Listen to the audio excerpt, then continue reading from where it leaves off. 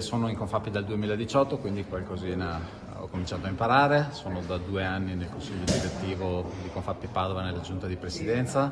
Sono stato sollecitato, invitato da Carlo Valerio, dal presidente uscente, da Davide Donofrio, da tutta l'organizzazione a fare questo passo in avanti. Lo faccio con grande entusiasmo, con grande piacere, con voglia di far bene.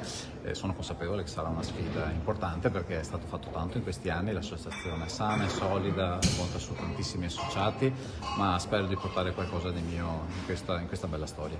Confapi Padova è la terza territoriale italiana, quindi la terza territoriale di Confapi nazionale. Sicuramente c'è un concorso di entrambe le cose.